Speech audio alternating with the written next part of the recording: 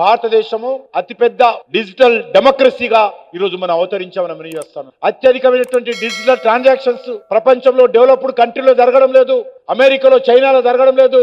అత్యధికమైనటువంటి digital transactions ఈ రోజు భారతదేశంలో మన దేశంలో జరిగి మన నెంబర్ 1 గా డిజిటల్ ట్రాన్సాక్షన్ లో ఉన్నామనే విషయాన్ని సందర్భంగా మనం చేస్తాం. నూతన విద్యా విధానం 32 సంవత్సరాల తర్వాత న్యూ ఎడ్యుకేషన్ పాలసీ తీసుకురావడం, న్యూ ఎడ్యుకేషన్ పాలసీలో మాతృభాషకు ప్రోత్సాహం ఇవ్వడం నెంబర్ 1. ఏ భాష ఉన్నప్పటికీ మాతృభాషలు రక్షించుకోవాలి, మాతృభాషను మనము నేర్చుకోవాలి, అమ్మ భాషను నేర్చుకోవాలని కాపాడుకోవాలని నరేంద్ర మోడీ గారి ప్రభుత్వము నూతన విద్యా విధానంలో మరి మొదటి అంశం తీసుకోవడం జరిగింది. అదేవిధంగా మౌలిక వసతుల కల్పన చాలా వేగవంతంగా జరుగుతా ఉంది. గత దశాబ్ద కాలంలో నేషనల్ హైవే నెట్వర్క్ కావచ్చు, స్మార్ట్ సిటీల అభివృద్ధి కావచ్చు, రైళ్లకు సంబంధించినటువంటి అభివృద్ధి కావచ్చు, అది roadways, highways, railways, waterways, airways, ఈ రకంగా అన్ని రంగాలలో కూడా విప్లవాత్మకమైనటువంటి అభివృద్ధి ఈ దేశంలో జరుగుతుంది. Just now we have released a booklet of 11 years performance. The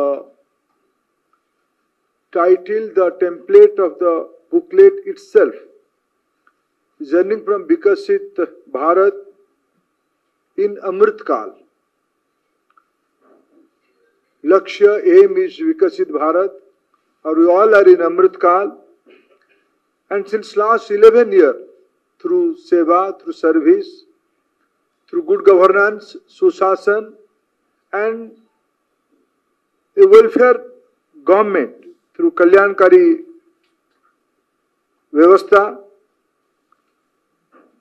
we have a philosophy of governance. Ours is I don't want to get into the statistics of the last 11 years, because you all are by this time writing lot of contrast statistics, at least of 4 to 14 and 14 to 25, 10 to 10 years, and plus this year is 11th year. All statistics are there. Our Telangana unit has always a small note. Hope they will circulate this note to you also. And this booklet is itself a statement of pan-Indian performance of our service governance. Friends, I would like to mention few philosophical approach of our governance. What did we do? How did we function?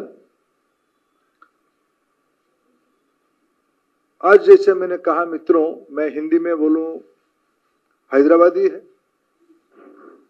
मित्रों। मैं अगर एक शब्द में इस सरकार की संस्कृति के बारे में कहूं, ये सरकार सेवा के लिए समर्पित रहा, सुशासन के प्रति प्रतिबद्ध रहा, और एक वेलफेयर स्टेट की कल्पना हमारी मन में रहा है, कल्याणकारी राज्य हमारी कल्पना में रहा है। ये सबको करते हुए हम लोगों ने, प्रधानमंत्री नरेंद्र मोदी जी ने from day one, he has devised a strategy, he has focused on a strategy. Unless until people of India will come together, it is not possible to march for a Vikasit Bharat journey. So he converted his governance model as a public movement, जन भागीदारी, लोगों को साथ लेते हुए एक कल्याणकारी व्यवस्था बनाना उनकी मंत्र रहा।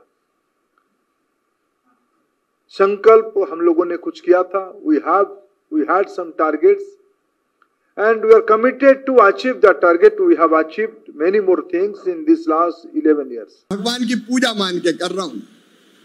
और आज प्रधानमंत्री नरेंद्र मोदी जी के तीसरे कार्यकाल का पहला साल पूरा हुआ है। मैं यहां से उनको बधाई देता हूं, उनका अभिनंदन करता हूं।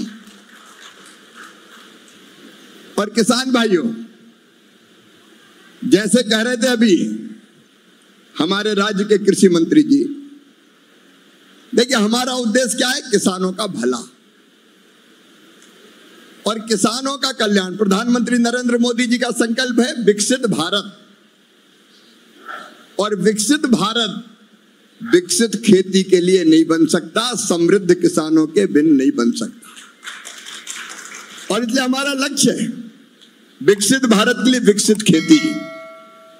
उन्नत खेती और समृद्ध किसान। आज भी आधी आबादी का पेट, आज भी आधी आबादी का रोजगार अगर कहीं से मिलता है तो खेती बाड़ी से मिलता है। हिंदुस्तान खेती छोड़ नहीं सकता। आधी आबादी को रोजगार। भारत की जीडीपी में अपने देश की आज भी खेती का योगदान है 18%। और इस साल तो कमाल हो गया था। इस साल फोर्थ जो तिमाही थी उसमें 5.4% ग्रोथ रेट अगर किसी की है तो वो खेती की है। मैं किसानों को प्रणाम करता हूं, आपके कारण हुआ। हमारे किसानों ने मेहनत की, चमत्कार किया और इसको और आगे बढ़ाना है। और इसके कारण है एक, नंबर 1, देश की फूड सिक्योरिटी हमको सुनिश्चित करना है। खाएंगे क्या 145 करोड़ लोग, इसलिए अन्न के भंडार भरे रहे।